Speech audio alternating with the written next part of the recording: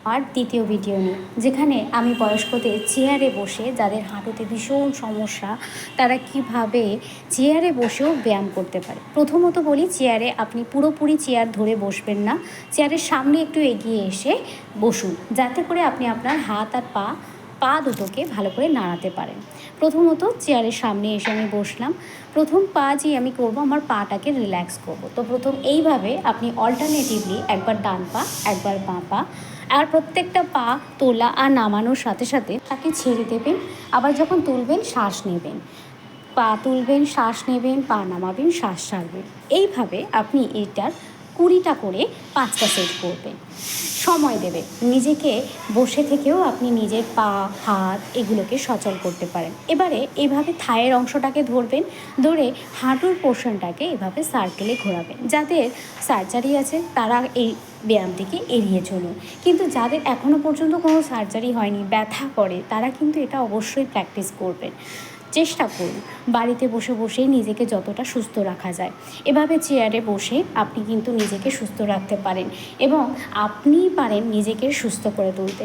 তবে সবথেকে ভালো হয় যদি গাইডের মাধ্যমে, মানে ডাইরেক্ট ক্লাসের এসে আপনি ক্লাস করেন। এর জন্য আপনি আমার অনলাইন ক্লাসও জয়েন করতে পারেন, বা বারাসাতে আমাদের কালীকৃষ্ণ গার্লস হাই স্কুলের কাছে যে আইফিট যোগা স্টুডিও সেন্টারটি রয়েছে সেখানে এসেও ক্লাস করতে পারেন, যেখানে আমি ডাইরেক্ট গাইড করে থাকি।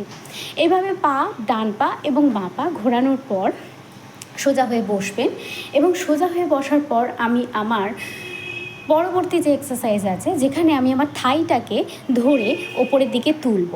এইভাবে আপনি আপনার হাঁটুতে কোনো রকম প্রেশার না দিয়ে আপনার পা এবং কোমরের ব্যায়াম করতে পারেন, যেখানে আপনার পুরো বডি অ্যাক্টিভ হবে কিন্তু হাঁটুতে কোনো প্রেশার পড়বে না। ধীরে সুস্থে এভাবে করতে থাকবেন। 20টা সেট করে 5বার করবেন। যে এক্সারসাইজই করবেন না কেন, আপনি যদি নতুন শুরু করেন, প্রথম 2টো করে সেট করবেন, তারপরের সপ্তাহে 3টে সেট করবেন, তারপরের সপ্তাহে 4টে সেট করবেন, তারপরের সপ্তাহে 5টা সেট করবেন।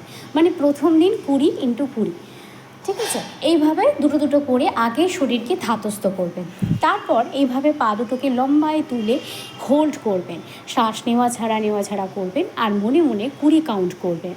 এভাবে ধরে তুলবেন। লাস্টে একটা দেখাই, যেটা আমাদের সাইড ফ্যাট, আমাদের পাশে যে ফ্যাটগুলো হয় সেগুলোকে আপনি কমাতে পারেন। কোমরের প্রচণ্ড, পিঠের মেরুদণ্ডের ব্যথা হয়, সেটাকেও কমাতে পারেন খুব ধীরে সুস্থে। ঠিক এইভাবে পা দুটোকে 2 সাইডে ফাঁকা করে আপনি বসবেন সামনের দিকে, এবং এইভাবে হালকা করে নিজের বশ মতো, এমনটা নয় যে আমি দেখিয়েছি আমি স্ট্রেচেবল ফ্লেক্সিবল বলে আমি এতটা নিচে নেমে যেতে পারছি, তাই বলে যে আপনিও নামবেন তা কিন্তু না। আপনি আপনার যতটা করতে পারবেন, যতটা আপনার শরীর আপনাকে সায় দেবে, ঠিক ততটাই করবেন।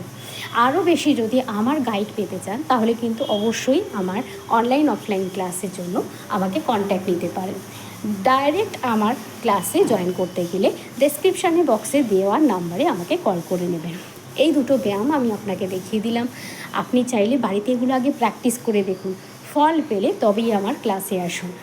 আজকে এখানে শেষ করলাম। এগুলো কিন্তু প্র্যাকটিস অবশ্যই করবেন, কারণ প্রত্যেকটা ব্যায়াম আপনি যদি চেয়ারে বসে করেন, তাহলে আপনার বাড়ির লোকও যেমন খুশি হবে আপনার প্রতি, আপনিও খুশি হবেন।